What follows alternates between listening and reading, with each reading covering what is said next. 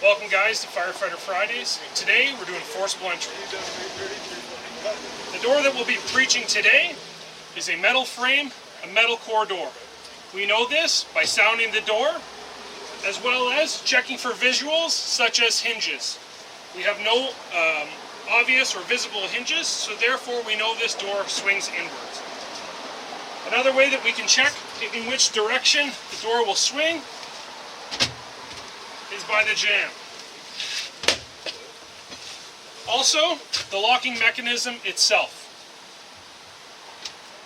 So once we properly identified that door, the next step would be to determine whether or not there's fire in fact behind that door. It's proper practice to have a charged hose line ready to do so in the event of such. So once we've decided that we're going to make entry and breach the door, we need to ensure that we have the proper tools. And for that, we want to utilize the Halligan and or the striking axe or a sledgehammer. Preference to the striking tool is within the firefighter. So now that we have our appropriate tools, our next objective is to gap the door. In doing so, we're going to strike that door high, center, and low, ensuring that we have our safety glasses and gloves on. You'll notice my hand placement at the base of the striking tool and at the end of the handle. It's not a good practice to hold your hand over the end because you can shock load the palm of your hand and possibly injure yourself. So, ensuring it's clear, high, center, and low. In doing so, I've loosened that door and created a purchase point for me to place the adze on the Halligan. So now that we've gapped the door, we're ready to utilize the Halligan. When placing the adze into the Halligan, we want to do so within 6 inches of the locking mechanism. The reason for this, the adze end is typically 3 inches in length, and a locking mechanism is also 3 inches.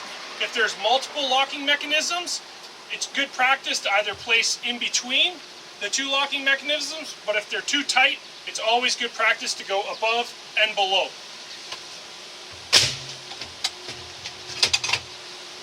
So we notice on this door, it has a card reader locking mechanism.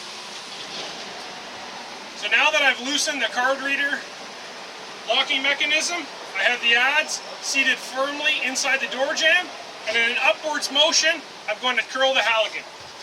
We want to do this by squaring oneself with the door and using your legs to further gap that door.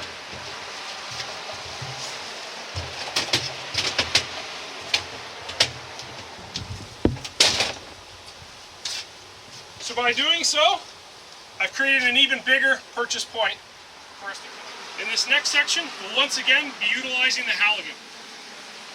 Mainly, taking the fork portion of the Halligan bar, we're going to place it inside the door jamb. The objective we're trying to achieve is having the fork pass through the doorway onto the back side of the door frame, creating a fulcrum in which we can then pry the door open. My assistant Jimmy here is going to assist me with striking the Halligan. So me as the individual, I want to position myself with my shoulder and body against the door. And what I'm trying to do is focus the tool and ensure that it's sliding into the proper location on the door frame. When I feel I've got that Halligan in place, I will give Jimmy the direction to strike the tool. I would like Jimmy to strike the tool perpendicular by taking a knee and striking it on the adze portion of the Halligan. Jimmy's going to be striking the Halligan. When I give him the order that we'll be using is the term hit. Okay, Jimmy? Hit! Hit! Hit! Hit! Hit! Hit! Hit! Hit! Hit! Hit! Hit! Hit! Hit! Hit! Hit! Hit! Hit! Hit!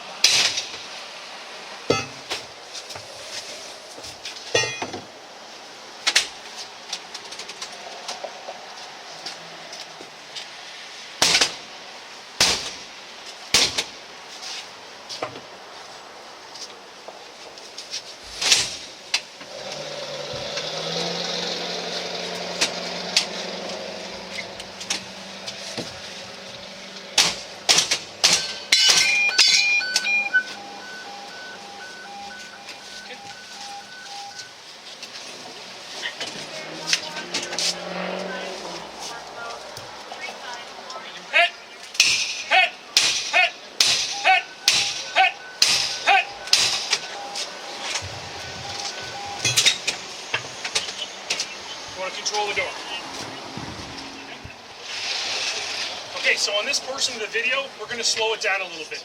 I'm going to talk both firefighters Jimmy and Brock through the motions of forcing entry into this door. Both firefighters have come and inspected the door. With no hinges visible, we know this door is an inward swinging door. We also know by sounding the frame that it's metal, as well as the door, so we have a metal framed, metal core door. Okay. So now that Jimmy and Brock are ready to breach the door, we want to ensure that there's no fire behind the door.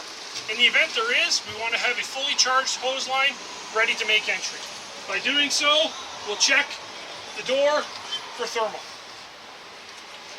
Now we've determined in this evolution that there is no fire behind the door. Jimmy is now going to gap the door. In doing so, he can utilize a sledgehammer, a halligan, or a striking axe. You'll notice Jimmy's left and right hand placement are at the front of the tool and at the back of the tool, and not on the end of the tool. Because when shock loading the tool in the door, you risk injury of your hand by doing so.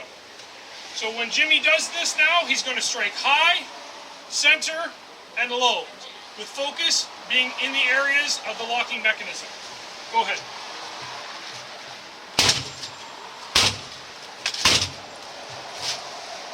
So now that Jimmy has struck the door hard like that, he has created a gap inside the door jamb. The next step Jimmy's going to do is utilize the adze end on the tool by placing the adze inside the door jamb. You can seat the adze end with a striking tool, but in this situation, the gap is opened up nicely. Jimmy has now aligned himself parallel with the door, and he will now utilize the halligan and create a lever.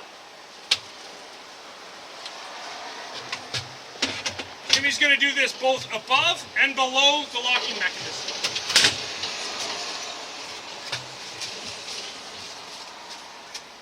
When prying with the halligan, you want to utilize the part of the tool without the pike end.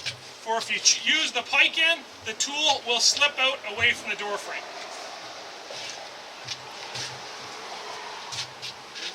Okay, so firefighter Brock has now selected the striking axe to assist Jimmy inside forcing this door. So Jimmy, if you can get into position here, utilizing the fork end of the halligan, Jimmy's going to position his body on the inside of the door. You're going to switch sides.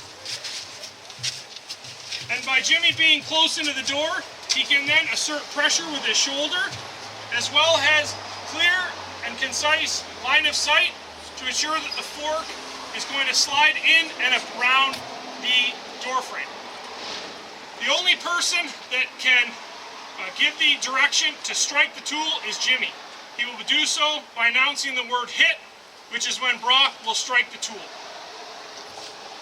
Hit, hit, hit, hit.